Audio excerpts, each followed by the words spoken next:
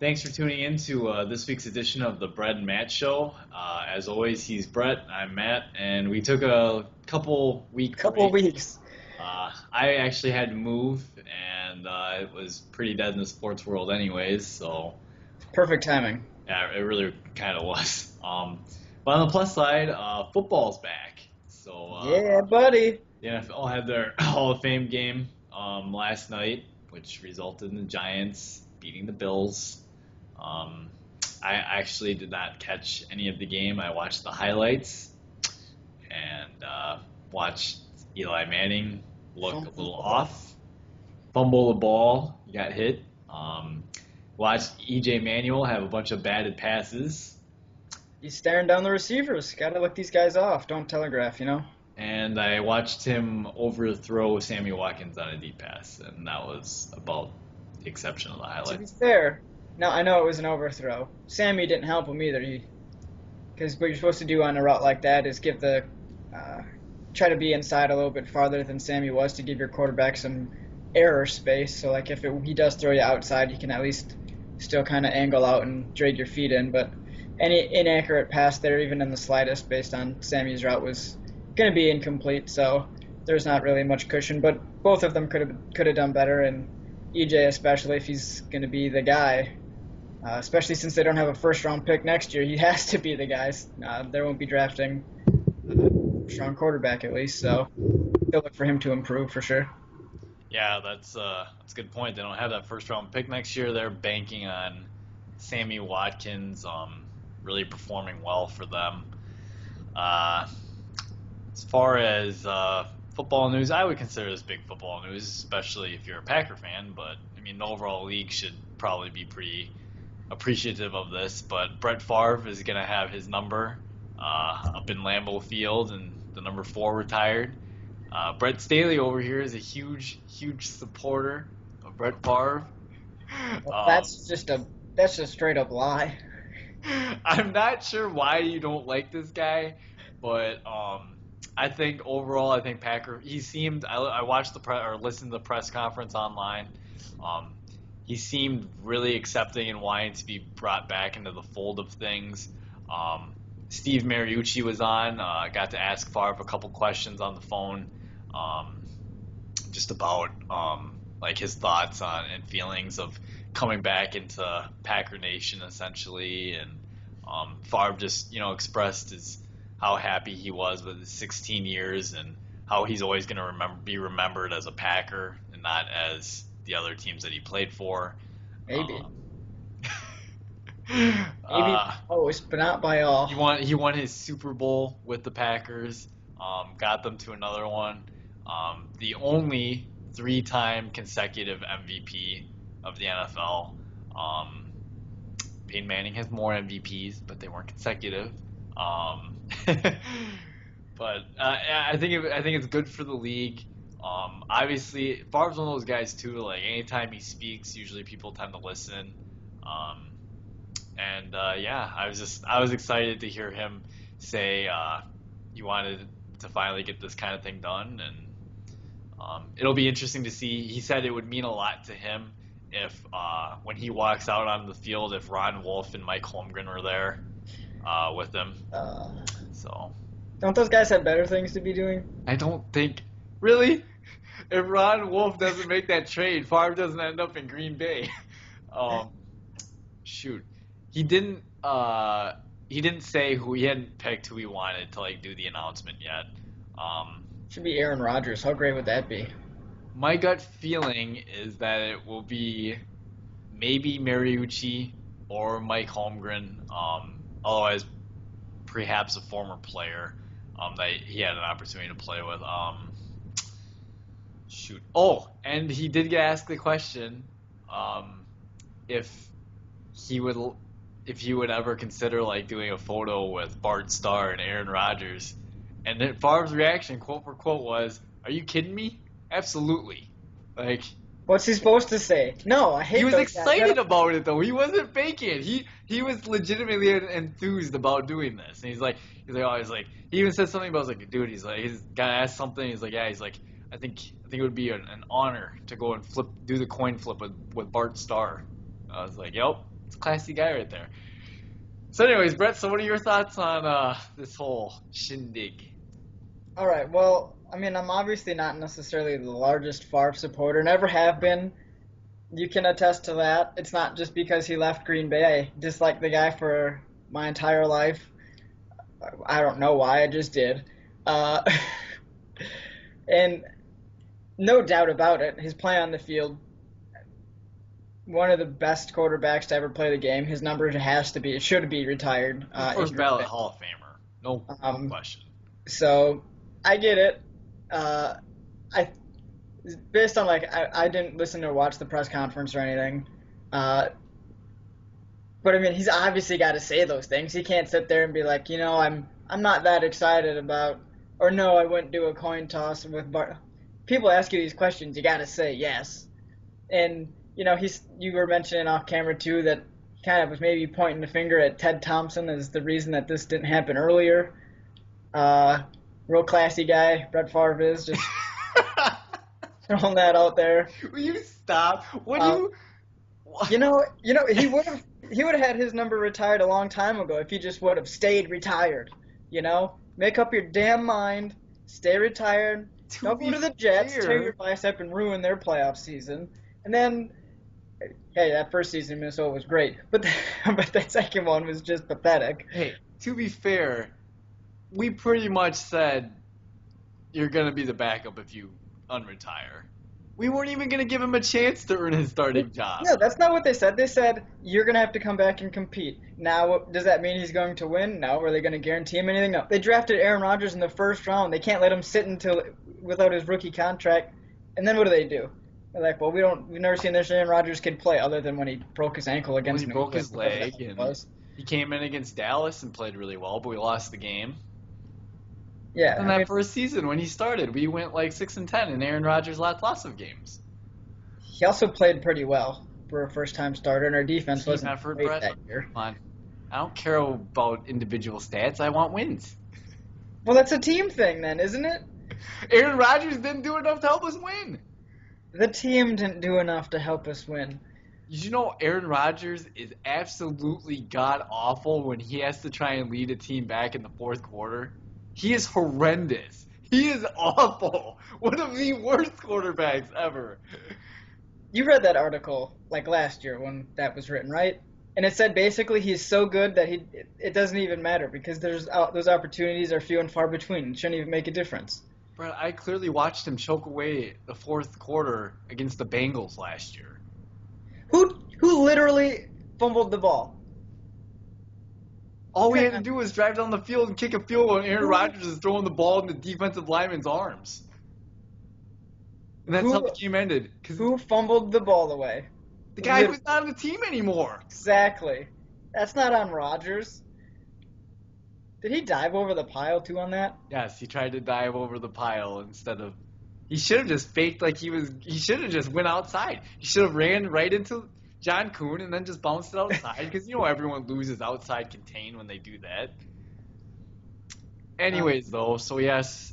So, I mean, I'm happy to see Brett Favre coming back into the fold of things. And I'll tell you right now, those tickets for that game are going to be nuts. Right. Okay, so now, what game do you put it against?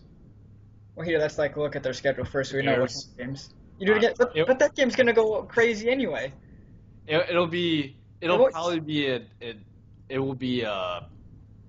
probably a non-division game, I bet.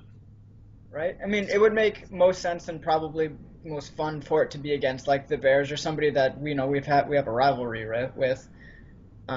Just because it'd be funny. Favre in terms of his playing career and beating those teams so often and whatnot. I think it'd be funny if it was against Minnesota. Given he played there, I doubt that will be the case, though. I think it'd be kind of funny if it was against Atlanta, but Atlanta's coming here again this year, so there's no way that they're coming here 3 years in a row, because that's what it would be. Oh, yeah, and I guess it would be, next year, so we don't even know what the schedule is. Yeah. It's Green Bay. They're going to sell out their game anyway. It doesn't really matter. Pretty much. It's going to be a matter of how much those tickets will be. How much those tickets will be, or how much they'll be on the secondary market when people are selling them on StubHub. I'd love to have one of those in my possession now, random luck. right? and then Although you have to sell admit, it well, you for wouldn't like it, but I mean, you would be getting the chance to see some or be there for part of history, Packer history.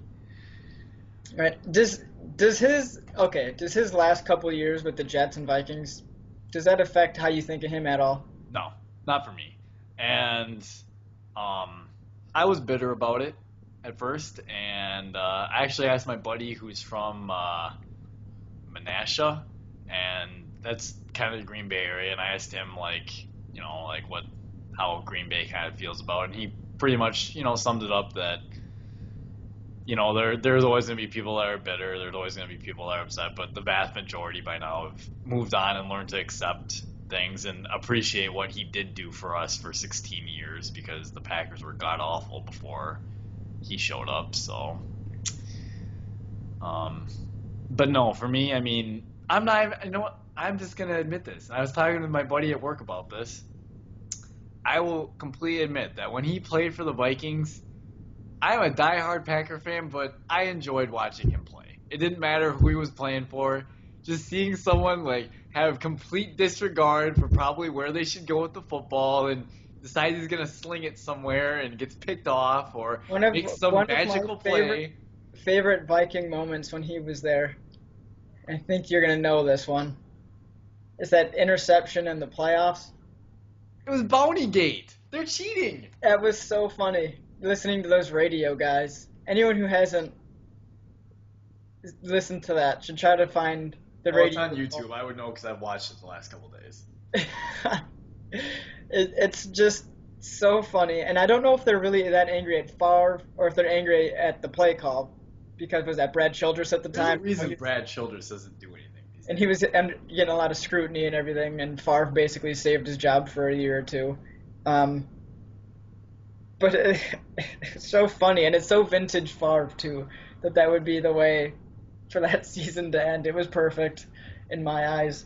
But yeah, as far as Green Bay is concerned, I understand it's obviously something that needed to be done. He's deserved it for what as you mentioned accomplished on the field while he was in Green Bay. It's just as far as me, I'm just not a Favre fan, so it doesn't make much of a difference in terms of me being all excited about it. Maybe it'll finally mean that I don't have to hear people say, "I wish we still had Favre," or "I wish we never got rid of him," or blah blah blah, because we're better off without him, and we're good. Brett Favre could come in and play football right now for us. Could not come in and play football for us right now.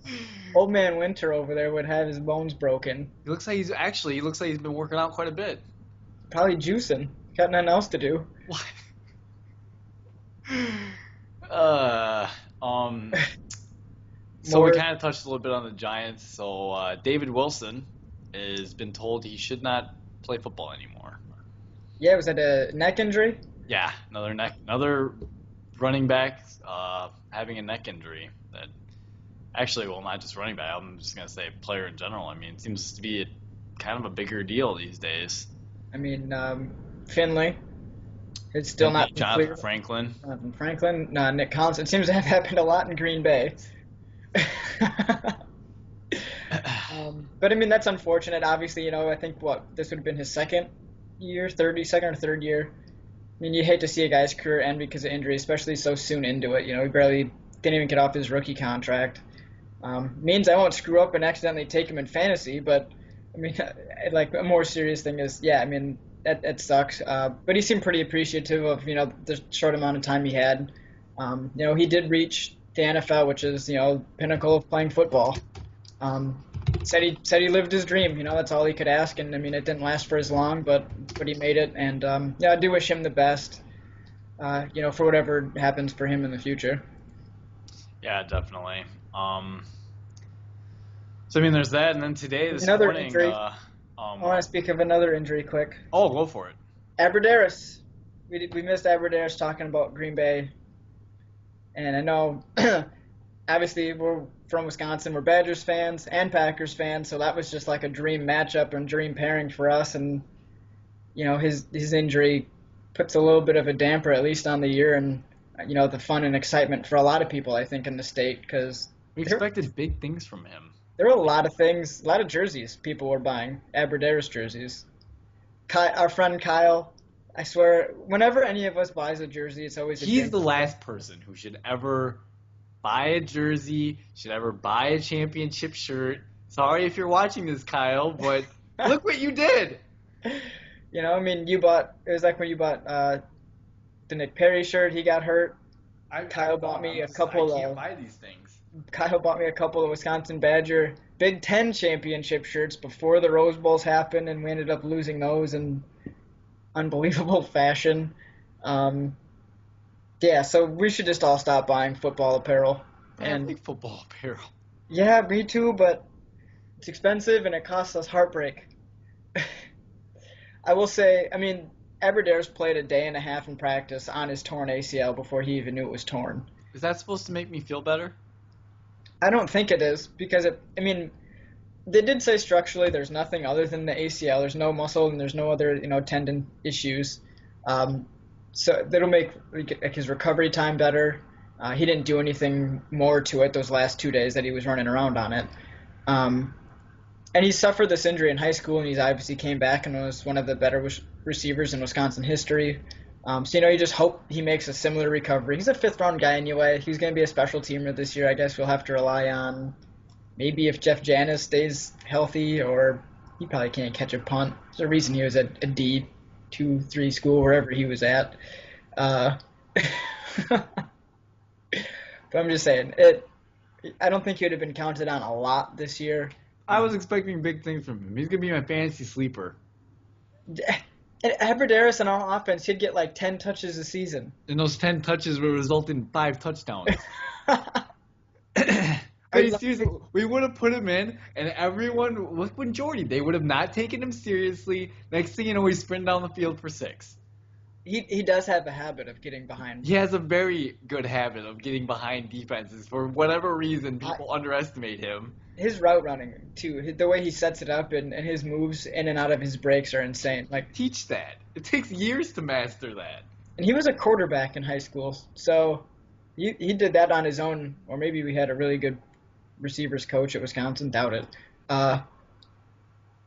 Yeah, I don't know. He's just naturally a shifty kind of dude, and there were reports, of him getting behind even Tremont Williams in practice. So got behind Williams. Probably didn't get behind Shields because Shields is fast. Well, he probably got behind Shields. It was just Shields probably caught back up.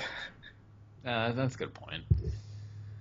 That's a bummer for Wisconsin. I mean, injuries happen to every team, so it could be worse. It could have happened to one of our big-time receivers, which would have sucked. It could have happened to our second-round pick, which I'm glad it didn't.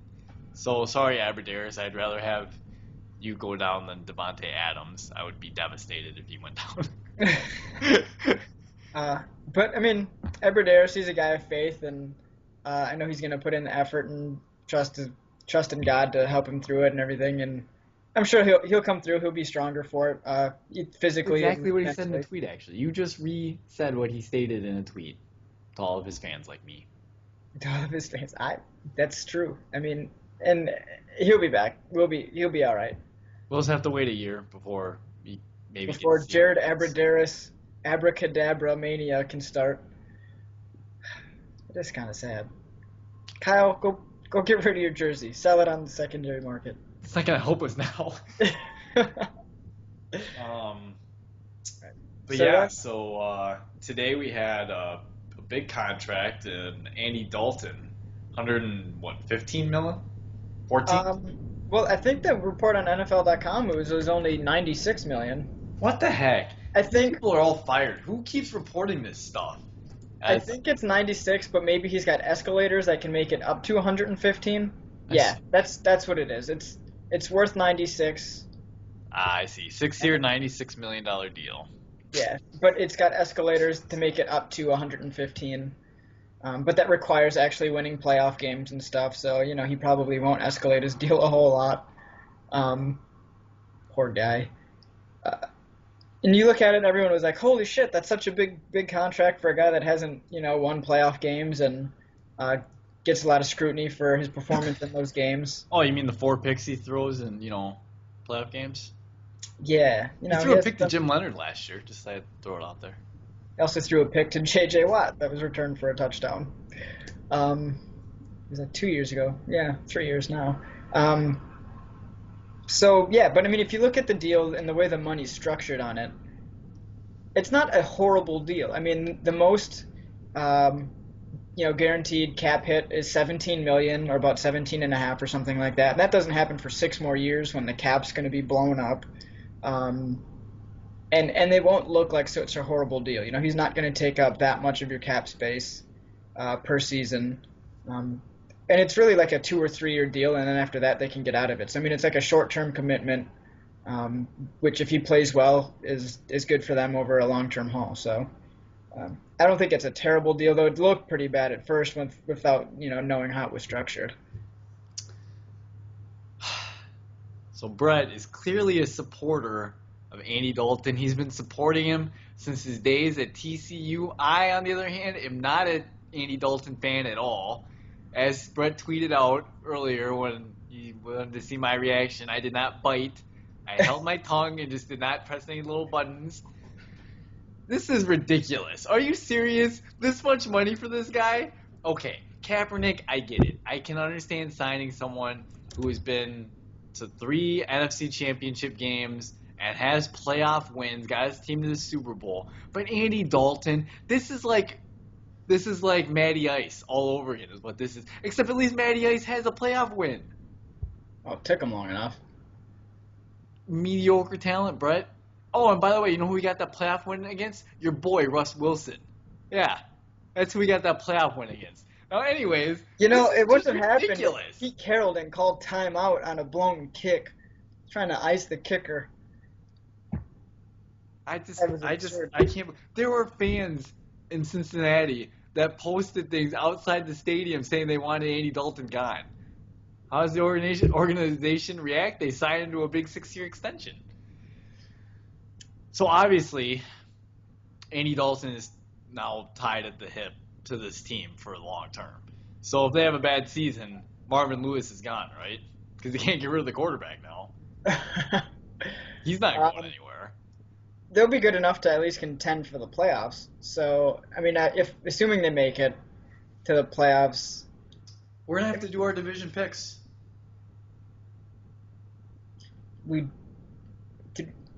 Did we not do? I guess we did that like months ago. We did like our reaction previews and what we thought, but a lot of things have changed now since then. So at some point in the future, we're gonna do our division picks. It's gonna happen. That will happen. So back to this. I'm trying to look up right now. The website is taking forever to load. It'll probably boot me out. I'm just looking at people that average more than Andy Dalton per year. Eli Manning, Ben Roethlisberger, Jay Cutler, Drew Brees, Sam Bradford this year makes more than the average of Dalton's deal for the next 6. I mean, come on. I gotta say one thing after you're finished. Tony Romo. Guy's deal's going to be $27 million cap hit next year. They're in the same boat then. Romo, Bengals. Ben Roethlisberger, Phillip Rivers, Colin Kaepernick. And then you're going to get into like Cam Newton, Joe Flacco range. But Cam Newton, I'm assuming, is going to be getting another deal here soon, right? Yep. So question. So these quarterbacks that sign these big-time extensions, can you name the last quarterback to sign a big-time extension and win the Super Bowl after signing said extension? After signing the extension? Yes.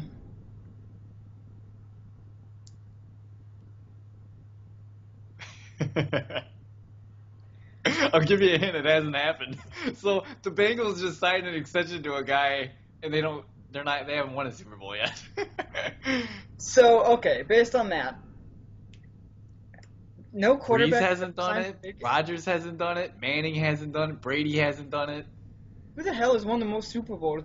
Were they all young cats that just haven't signed yet? Or before their monster extensions. Brees got big money, but then once he got that monster deal happened after the New Orleans Saints won the Super Bowl. Then Brees got a monster extension. Let's see. Because and Eli's deal was probably after his second Super Bowl. I would think. Rodgers was after his. Yeah, Rodgers was after his, yeah. Breeze got big money after his. Um, Flacco after. Roethlisberger, Peyton Manning. Um, again, Roethlisberger. Tom Brady won his in the first couple of years of his deal, and he hasn't done it since those first three. How is that possible? How come no big time quarterback is won? So you're saying you can only win with a quarterback on what, like his rookie deal or like a Or second on a deal after cheaper he was deal. average, It makes sense if you think about. Look at all the building the pieces team Seattle around just him, lost. right? Like building teams around him, you got more cap space when your quarterback's not taking up so much. And So teams can as just have important, incredible depth when you do that. And I mean, it's not like it's guys an haven't. interesting point. I can't say that I took the credit for this idea. My friend Josh Yeager, who I work with, came up with this this theory, and it was really interesting. We were discussing it the other day, and I was like, oh, because I walked by him today and we were talking about Andy Dalton. He goes, oh, well, the Bengals just signed this guy to this big extension, but they didn't get a Super Bowl ring yet. But okay, if you look at it, it's got to happen soon, right? Like you're looking at people that are going to sign big extensions or have recently and will win. Like you mentioned, Rodgers, Brady and Manning. I almost want to say something, but I don't want to jinx it.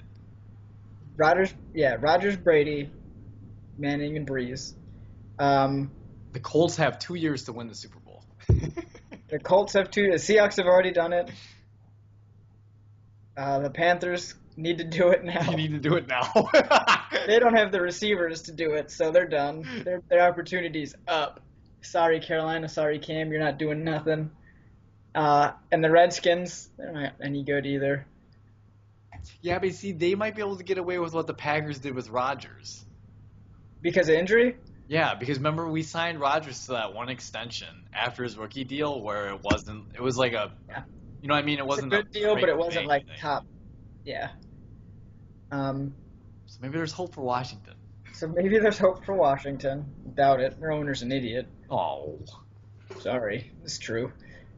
But you look at it, it's not like guys, okay, they might not have won the Super Bowl, but that doesn't necessarily mean that they haven't had a shot. I mean, obviously, the Patriots have been there twice. Peyton Manning's been there twice. Yep. Roethlisberger was there once.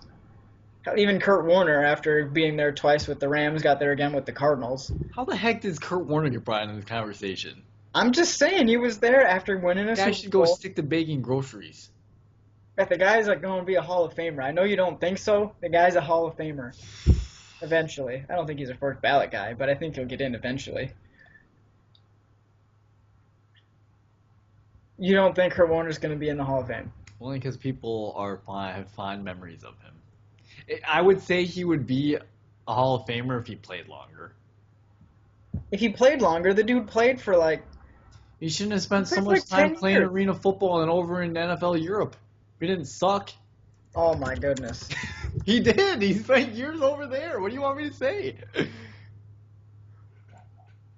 Let's see.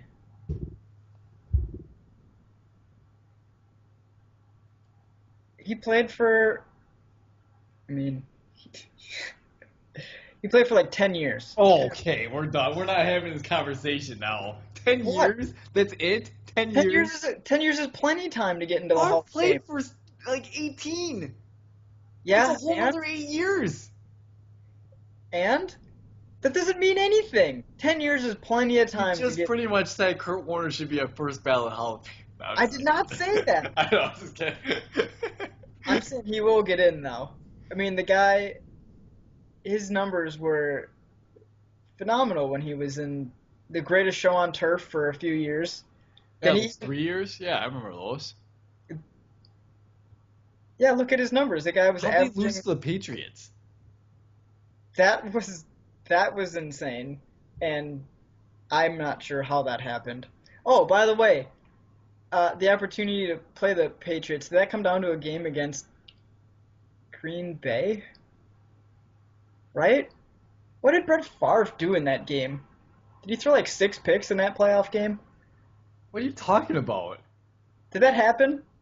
You're talking about the loss to the Rams? Yeah. Yeah, well, when you play long enough, Brett, you're gonna have games like that. I just wanted to get that out of my system. Um, Brett, you can't seriously compare Kurt Warner to Brett Favre. um, I probably can't. Though all-time rank, the guy is pretty solid in terms of overall. He's definitely a Hall of Famer. Remains to be seen. I'll He's, probably be eating those words later, but let's I would. see. Okay, hold up. Okay, we'll continue, and I'll come back to this stuff in a minute. But we'll go on to our next discussion, which is what, Josh Gordon. Josh Gordon. So I'm not gonna lie, this is all you. I stopped following this guy. He's a bozo. I'm done. He's in practice, he's practicing, then he's leaving practice to go take care of these legal issues. He's probably not even gonna play this year, but why is I got nothing. Well, that's the thing. They just got done with his hearing over the weekend. There was 9 hours, I think it was Friday, and 3 more today. I don't know what the hell they could have possibly discussed for 12 hours. Well, I read that apparently his excuse is that his buddy was smoking weed and it's secondhand. Okay, now Which then the NFL said it doesn't matter because you're liable for what's in your body. well, here's the thing. If you look at the NFL's testing policy, uh, the required sample amount are to test positive and for it to be illegal is like 15 nanograms per milliliter or whatever it is. It's like the most strict testing policy for marijuana of any sport, and I think it's even more strict than the Olympics, which is weird. Pretty intense, yeah. Um, and it doesn't make a whole lot of sense also because that 15. All right, they take 2 samples for a test. That first sample, if it's under 15, they don't even test the B sample. Who cares? They're like, oh, you're good, you're under. If that first sample is over 15, then they'll test that second one just to see.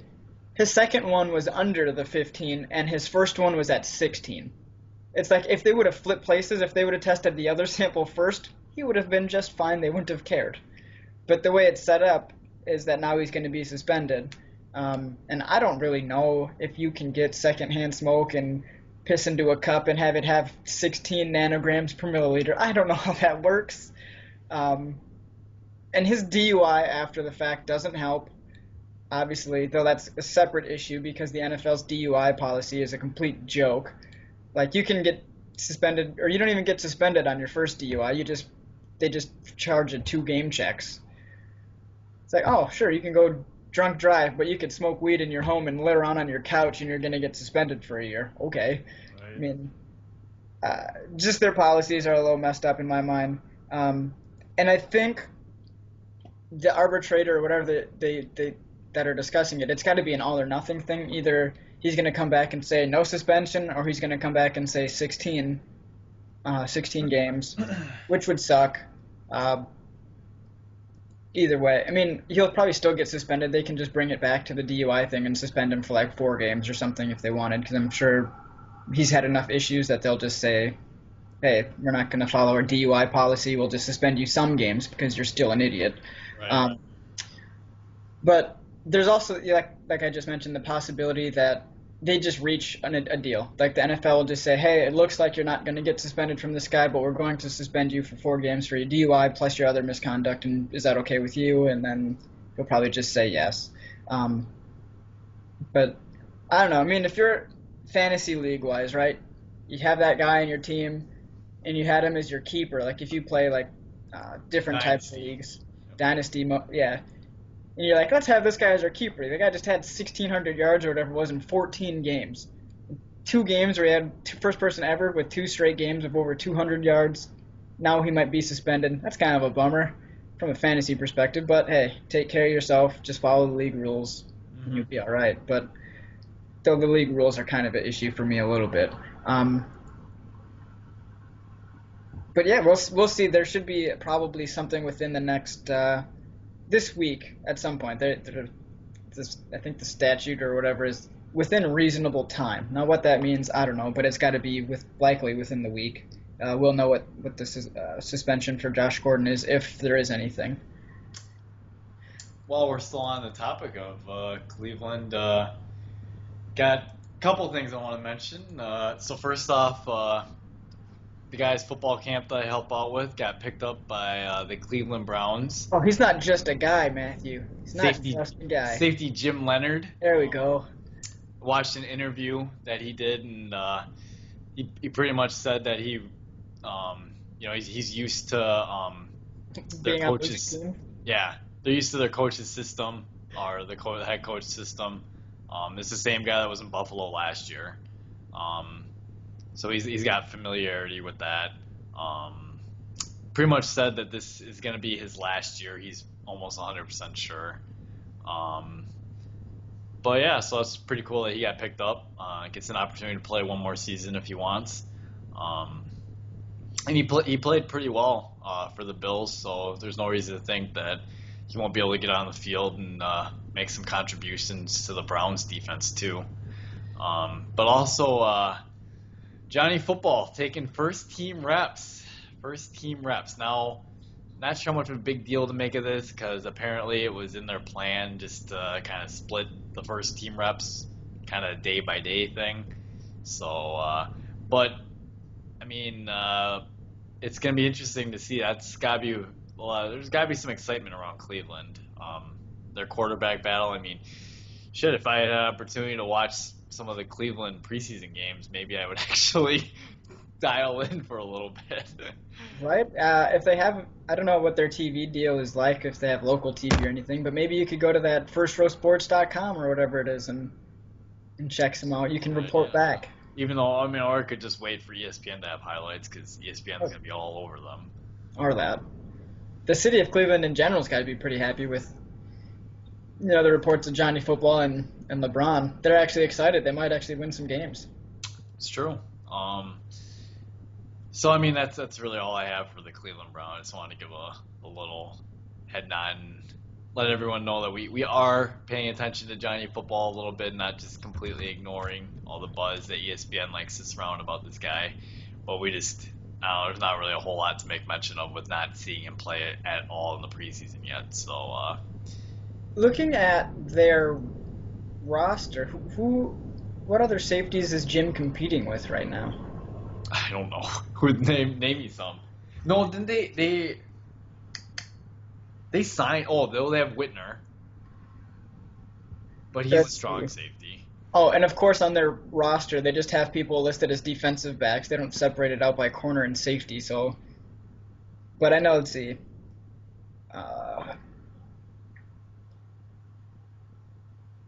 Tayshaun Gibson is a safety. And yeah, Dante Whitner. Those are the only people that I actually recognize their names that might be a safety. So they don't even have Jim Leonard on there yet. Wow, they're slacking big time. I think he's number 30 now. Man, he is on there. Oh, they have Jim Leonard listed as free safety, but everyone else is listed as he's the only one listed at safety, so I guess he's the only one that's going to play safety, according to their roster. That's funny. But he's got a chance. I mean, this will probably be, talking to him, he said his last year. Yeah. He seemed pretty set on it being his last year. I mean, the reporters asked him in the interview, I mean, well, what if, and he's like, if a team that can legitimately have a real shot at winning the Super Bowl comes calling, he said then, maybe I'd change my mind, but he didn't seem too optimistic about that. He seemed pretty set. In his words, I think he said that he never expected to play this long in the NFL to begin with, so the fact he's made it this long is pretty good. This will be his 10th year? Yeah, 10th. Yep. So that's a pretty darn good career for an undrafted safety. I'd say. Who's also a walk-on. No. Then what's he going to do? Is he going to coach Wisconsin? Is he going to be That's what he says. He wants to team up with Strickland and coach defensive backs at Wisconsin. So that'd be pretty cool. I know a lot of people in Wisconsin would just lose their minds if that happened. Yeah, there'd be a lot to definitely like, and I know he spends a lot of time in Madison anyways, so Cool. And then we got our final topic. Oofta. Final It's topic. that Paul George injury. Uh, well, it means a lot on obviously a lot of fronts. His career. He's a young guy. I mean, he'll likely be back and pretty strong at some point. But I mean, that was ugly, ugly to watch. One of the hardest sports injuries I think I've ever had to watch. Or have It seen was, myself. I mean, it was bad. it was bad. Obviously the Pacers, they don't have Lance Stevenson anymore. Lance. Just They don't lost have Paul anybody. George. They don't have anybody now that's going to create offense. They might as well just trade everybody for peanuts and just blow it up and sign everyone next year in free agency that they can, because that team is going to be garbage now. That's one thing to look at. The other thing is obviously international play, and whether guys. You mentioned it off screen before. Kevin Love said, "No, I'm not interested in playing." He's looking like he made a pretty decent decision because you're risking He said an injury. specifically for contract too. Like, no offense to Team USA, but the NBA is, a billion-dollar business. Like, you want to make your money, and you don't want to put your button. It's tough because, I mean, obviously these guys are constantly playing pickup basketball games and like doing other leagues and stuff. So realistically, like, it was a freak thing. Like, it really could have happened to anyone. It sucks because he was actually trying to make a defensive play, just playing hard. Maybe that's why James Harden doesn't play defense. It very well could be. It has to be against James Harden. It's just brutal. It's brutal for the sport. It's, if anything, I think it's going to get people talking a little bit. I'm not really sure though. There have been talks that, what was it? It was Commissioner Stern wanted to have a thing where, like, it was, if you were like under 22, I think, that you could play for like Team USA, but if you were over it, like he didn't really want you doing that. What's funny to me about that is, okay, so now you get a 21-year-old that snaps. Is like, does that mean like his career or his life is any less valuable to Commissioner? Right. That's a good point. Kind of seems silly. I mean, it should be hey, if you want to play, you can play it, but yeah, that's really what it should be. It should be, if you want to play, you should play. But I mean, there's obviously talk too about where the basketball, the base of the basketball hoop was at. It being reportedly like 2 feet closer to the court, which obviously makes a difference. If Paul George's leg doesn't hit that, there's a good chance his leg doesn't break, though you never can be certain. And he certainly wouldn't have, landed that way anyway. He would have probably expected, you're expecting more room when you land, because that's what you're used to. You've been playing, and I think the arena they're playing in is in Vegas, and it has to be that way. They can't move it back farther because it's already almost like in the tunnels or something. So they can't even like adjust it. And it's weird. I don't know why they would play games there. It's because they don't even allow. I don't think they allow summer league games there, and they don't allow other types of games there. But hey, when we got our best players practicing against each other and scrimmaging, let's go ahead and play there. It doesn't make a lot of sense to me to why to use that facility or why it's even set up the way it is. Right. But obviously, I mean, that was horrific. If you want to watch, go for it. People, go find it on your own. We won't link to it because it's just gross if you haven't seen it. I literally freaked out and had to turn my head and just stop the video. So, side note after the George injury, so is Team USA screwed? No Aldridge, no Blake Griffin, no Paul George. No Paul George, no Kevin Love. And where does Plumlee's going to make the team? Like, George was supposed to be your defensive stud, right? Kind of like the Andre Iguodala role. Probably. I mean, given who else is there. So I'm just trying to figure out in my head. I'm like, well, now who do you? I don't know. I don't know if they're gonna win. Because what, they have to beat the good teams are like Spain, right? Spain and Argentina. Argentina. Yeah, well, really, what it'll be difficult to do is guard the interior. I mean, with or without Paul George, we didn't have a lot of bigs in the first place. So, like people in in Spain, you're gonna have the Gasol brothers and stuff that you're gonna have to contend with. Um, Oh, we which got Boogie. We got Boogie they, Cousins. they might not keep him. Oh no. That's what I'm saying. Coach Who K do might. we really? We're gonna take Plumlee instead? That's Coach K just picking his guys. That's what that is. Are you serious? That's just what people are speculating on. I don't know if it's a guarantee. You're gonna tell me that you would take Mason Plumlee over Boogie Cousins? Is it Mason or Miles? I don't remember which one it is. It doesn't matter either way. Me personally, I'm taking Boogie, but from a scheme and defensive standpoint, I think he prefers Plumlee. Oh my goodness. You should just take Larry Sanders too while we're at it. Well, why not? The guy that would be your defensive stopper. Oh yeah, Larry Sanders. That's a great idea. Maybe marijuana is legal over there too, so he won't get in trouble for that.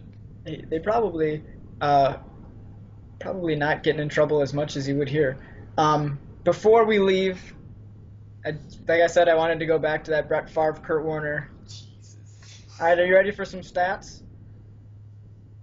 Better touchdown percent, as in percentage of passes that go for touchdowns. Kurt Warner. Better interception percent. Kurt Warner. He played for 10 years. Better average. Kurt Warner. More yards per game. Kurt Warner. Higher passer rating. Kurt Warner.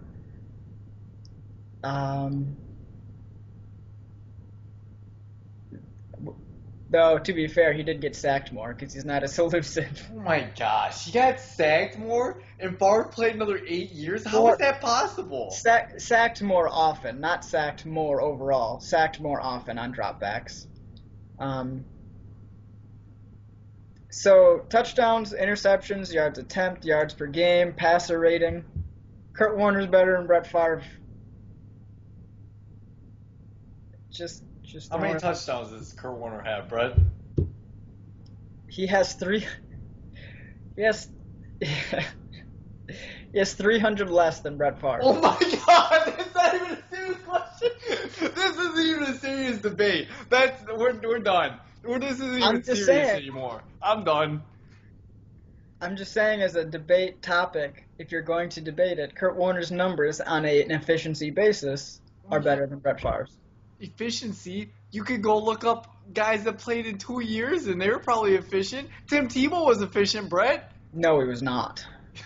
Efficient at winning playoff games. He won 50. 1-1. 1-1. That's great. He's, I guess, as good as your boy Matt Ryan. He's just as efficient then, yeah. Anyway, have you stopped recording yet? No, I haven't. Well, I think that's all we got, though. Yep. So let's see. In these upcoming weeks, we're going to do we need to make our picks for the divisions. Yep. We're going to have a fantasy preview. Definitely. We'll see if we can get maybe Cortland involved in that. Otherwise, you and me can just do that too. Yeah. Cortland said he'd be interested in doing that. Should try and set that up next week, because I feel like people are starting to do their fantasy drafts these next few weeks. So next week, we'll for sure get that one out. And maybe it was just an idea. We have no idea if this will happen. I thought it would be kind of cool if we all just got here on Skype or YouTube or whatever, Google Plus, and did our fantasy draft on there, just so we could all make fun of each other and debate stuff, and just throw that video up of our fantasy draft and the way our friends and us do it. Just to give you guys something to watch if you guys don't do it yourselves, but you're interested for some reason. But yeah, I mean, other than that, I think today's show's just about over. Yeah, so thanks for tuning in.